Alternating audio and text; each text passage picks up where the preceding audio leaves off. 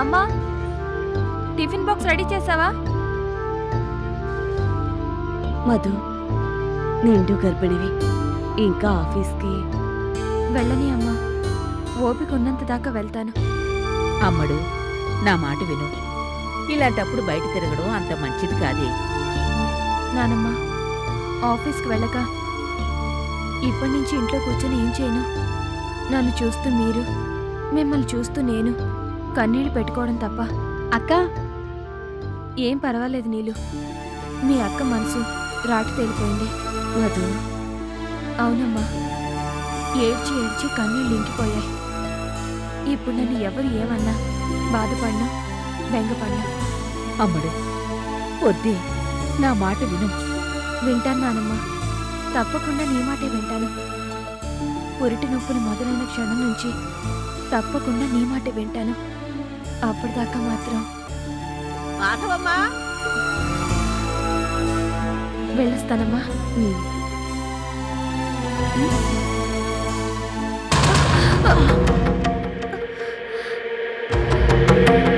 ఏం పర్వాలేదు. నా కడుపులో బిడ్డ కర్తవ్యాన్ని మర్చిపోకు అని గుర్తు చేస్తున్నాడు. వెళ్ళొస్తాను.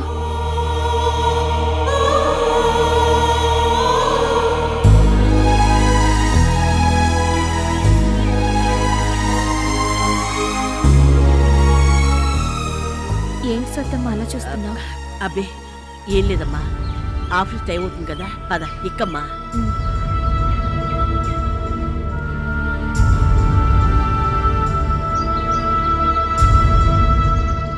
సత్యమ్మా, ఆ ఆటో కొంచెం మెల్లగా తీసుకెళ్ళు. వర్షాకాలం కదా, అన్నీ గోతులే.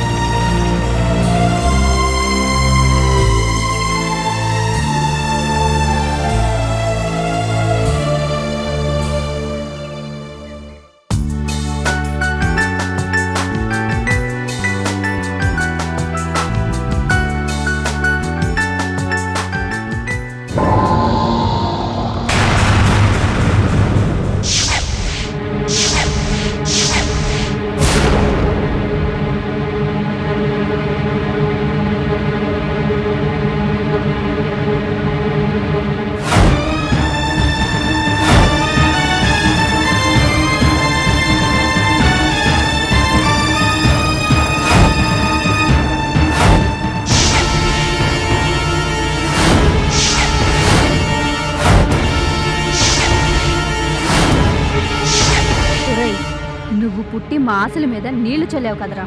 ఈ ఇంటికి వారసుడిగా నా కొడుకును దత్తతనివ్వాలనుకుంటే నువ్వు పుట్టుకొచ్చి నా కలల్ని కోరికల్ని సమాధి చేసావు కదరా. నిన్ను బతకనిస్తే మేం మట్టి కొట్టుకుపోతాం. నిన్ను బతకనివ్వను, బతకనివ్వను.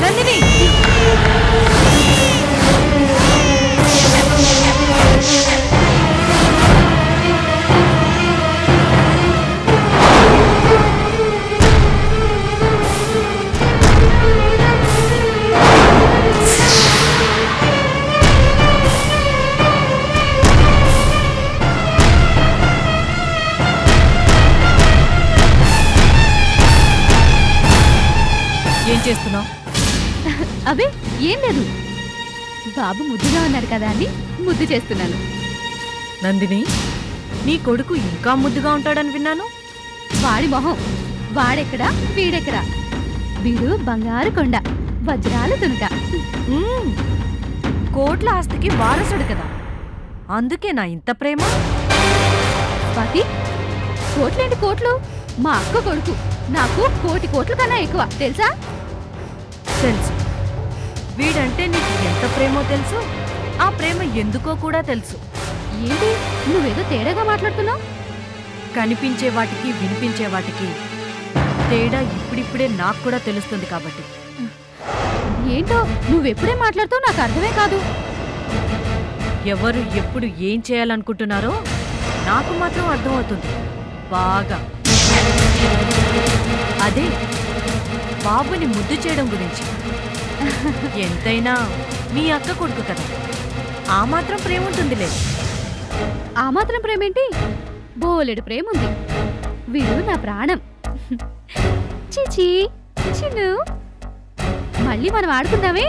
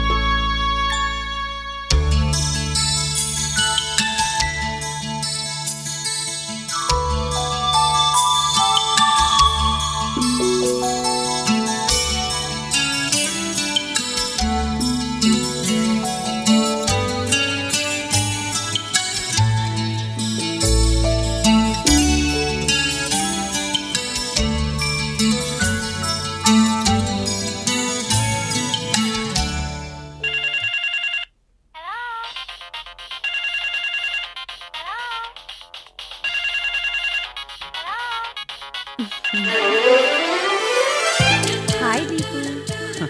Hi darling. ఏయ్ డార్లింగ్, ఏం డార్లింగ్, నేను ఇంకా శ్రీలతనే. మన పెళ్లి 15 రోజుల్లోకి వచ్చింది, నిశ్చితార్థం కూడా జరిగిపోయింది. ఇంకా శ్రీలతేనా? ఇంకా ఆ 3 ముళ్ళు పడేదాకా. అబ్బా, అంతదాకా రోజు నిన్ను ఇలా ఫోటోలో చూసి మురిసిపోవాలా? దీపు, అంటే ఇప్పుడు నువ్వేం చేస్తున్నావు? ఫోటోలో నీ బుగ్గని నా చూపుడు వేలుతో టచ్ చేస్తున్నాను. జ్యూసీగా ఉండే నీ పెదాల్ని సుతారంగా మీటుకున్నాను. ఏయ్ స్టాప్ స్టాప్, అక్కడితో ఆగు. నా వల్ల కావడం లేదు లత. ఇప్పటికిప్పుడు అమాంతం నీ దగ్గరకు వచ్చేయాలి అనిపిస్తుంది. వచ్చి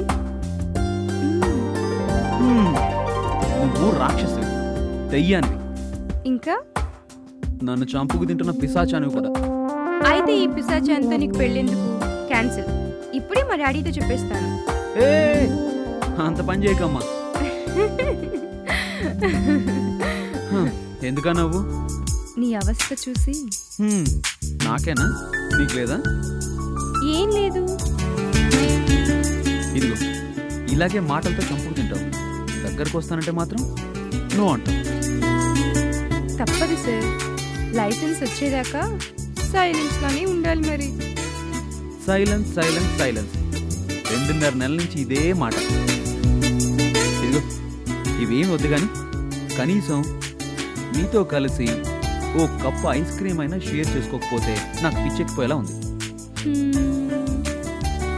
ఓ cup ice cream, okay, sanction. Thank you darling.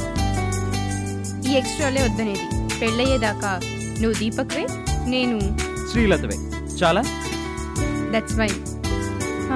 ఎప్పుడు వస్తున్నావు? ఎప్పుడన్నా? అరగంటలో. మనం రెగ్యులర్గా కలుసుకునే రెస్టారెంట్లో. Okay, bye. Bye.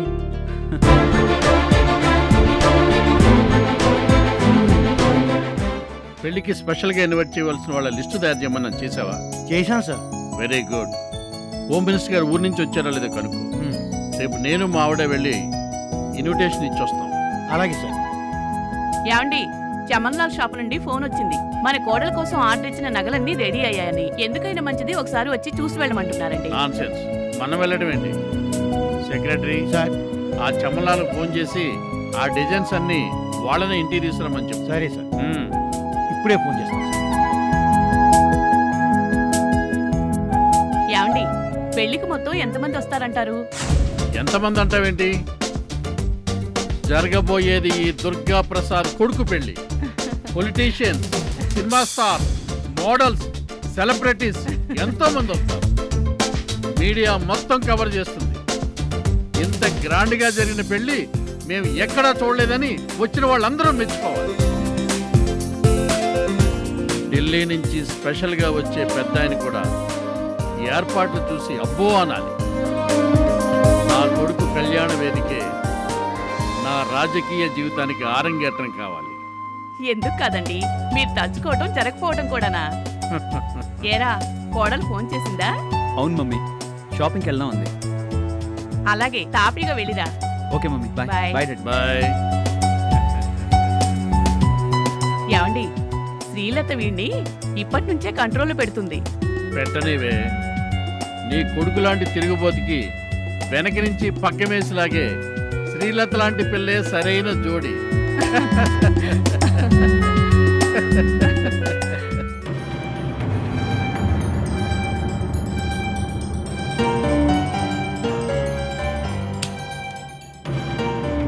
May I come in sir? Come in.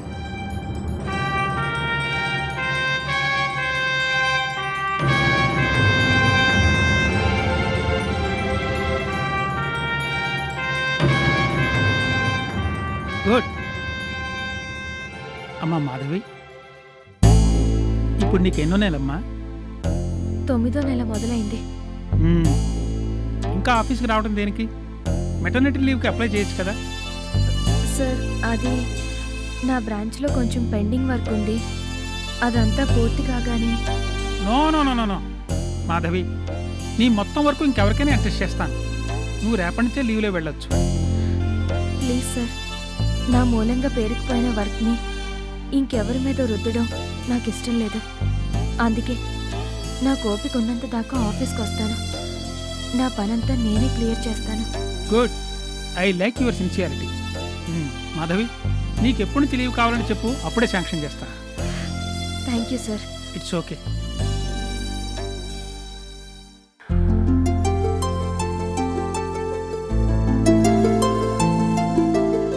అబ్బా మాధవి, పదవి ఆకలి దంచేస్తుంది.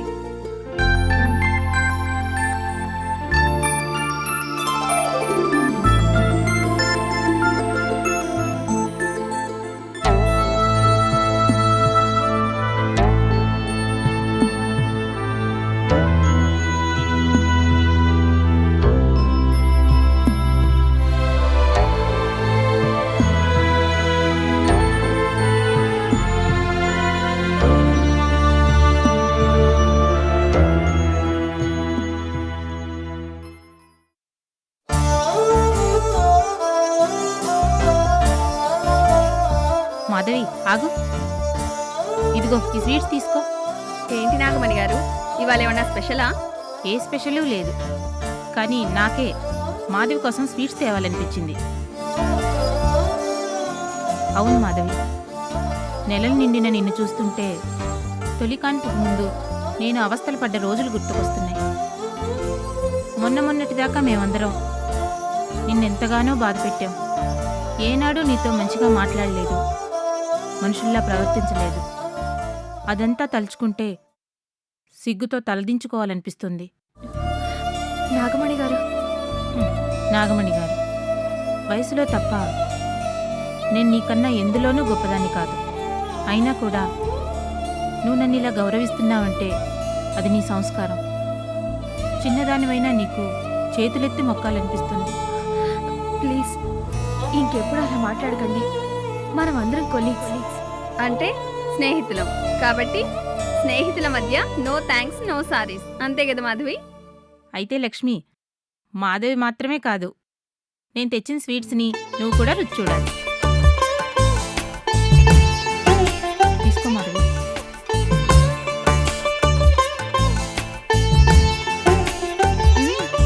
చాలా బాగుంది. అయితే ఇంకోటి తీసుకో. అమ్మో, నా వల్ల కాదు. తిను మాధవి, ఇలాంటప్పుడు స్వీట్స్ తింటే పుట్టబోయే బిడ్డ తీయగా ఉంటుంది. అంటే అందరి చేత శభాష్ అనిపించుకుంటుంది నీలాగా. నాలాగా వద్దు లక్ష్మి.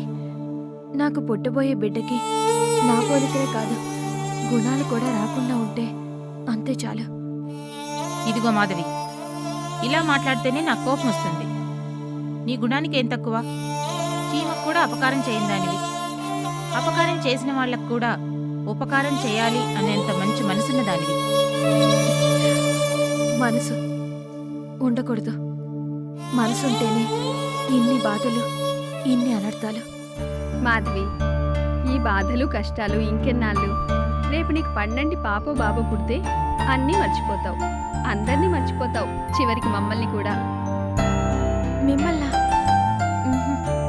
నా గురించి పూర్తిగా తెలిసి కూడా నా మీద ఇంత అభిమానాన్ని చూపిస్తున్న మిమ్మల్ని ఇప్పుడే కాదు, ఎప్పటికీ మర్చిపోలేను. అలా మర్చిపోతే అసలు నేను మనిషినే కాను. ఓకే, ఎవ్వరూ ఎవరిని మర్చిపోవద్దు. ఇక మీద కేవలం ఒకే ఆఫీసులో పనిచేస్తున్న కొలీగ్స్గా కాకుండా కష్టాల్ని సుఖాల్ని కలబూసుకునే మంచి స్నేహితుల్లా ఉందాం, సరేనా?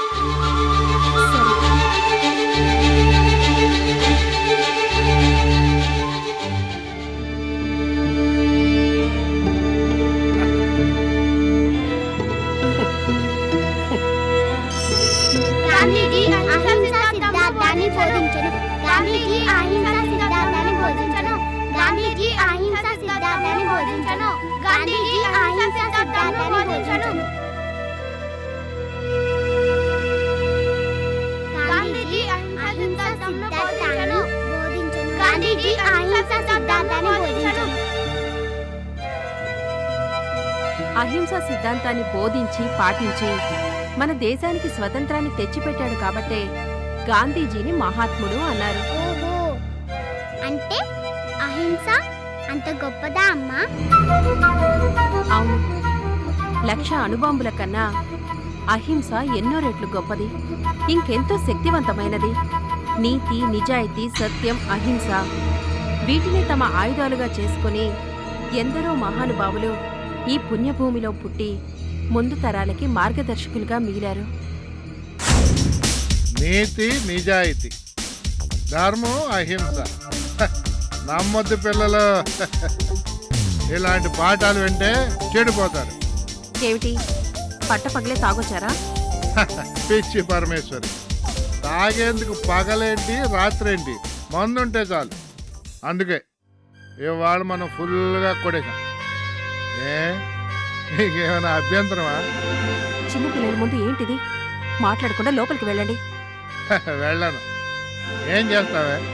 కొడతావా? కమాన్, ఇది నా ఇల్లు, నా ఇష్టం. నేను ఇక్కడే కూర్చుంటాను. పిల్లలు లోపలికి వెళ్ళి చదువుకోండి. వెళ్ళండి.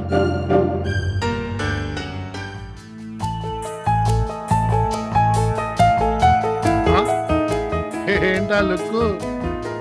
వెళ్ళండి అని గసరగానే పిల్లలైతే వెళ్ళారు కానీ వీడేంటి ఇంకా ఇక్కడే ఉన్నాడు అనా? నీ నీతి పాఠాలు వినడానికి నేను నోట్లో వేలేసుకున్న సంటి పిల్లని కాదు పరమేశ్వరి. పట్టపగలే తాగేవాడికి ఏం తెలుస్తుంది నీతి పాఠాల విలువ? ఏంటే ఇందాక నుంచి తెగ గింజుకుంటున్నావు? పట్టపగలే తాగారు, పట్టపగలే తాగారంటూ. అవునే, తాగాను. ఏం చేస్తావు? చిచి, మీరు మనిషే కాదు. రోజు రోజుకి మీలో మంచి మానవత్వం ఆవిరైపోతున్నాయి. మంచి మానవత్వం ఏం చేసుకుంటావా? వాటితో కూర వండుకుంటావా?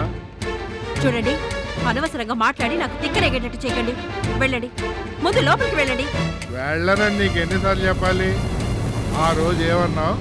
తాళిగట్టును మొగుడినే కాదు, నిన్ను పుట్టించిన ఆ దేవుని కూడా కేర్ చేయననే కదా. ఈరోజు నాది కూడా సేమ్ డైలాగ్. నీ ఇష్టం నీదైతే నా ఇష్టం నాది. అంటే నన్ను ఇలా సాధించాలని చూస్తున్నారా? ఎలా సాధించావన్నది కాదు క్వశ్చన్, సాధించావా లేదా అది పాయింట్. ఏంటి మీరు సాధించింది? ఆ దుర్గా ప్రసాద్ విధించిన 4 ఎంగిలి మెతుకులు, అంతేగా? అవునే, ఆ ఆ లక్షలు విలువ చేసే మెతుకులే నాకు కావాలి. Any objection? అలాంటి దరిద్ర బతుకు మీకు కావాలేమో కానీ నాకు అవసరం లేదు. పరమేశ్వరి, నిన్ను చూస్తుంటే నాకు జాలేస్తుంది. ఎందుకో తెలుసా?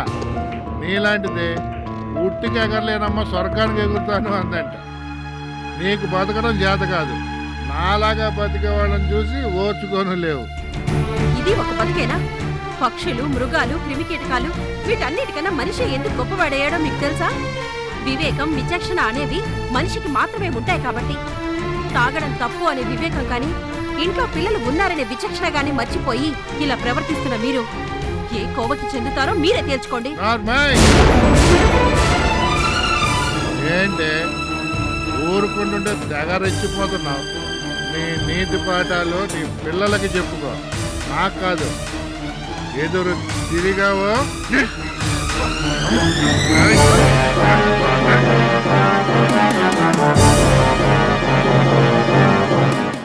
నందిని, అంత పెద్ద పెద్ద మాటలెందుకు? ఉండు, డబ్బు తెస్తాను. అవసరం లేదు. నీ దగ్గర ముష్టెత్తుకున్నంత దరిద్రంలో నేను లేను.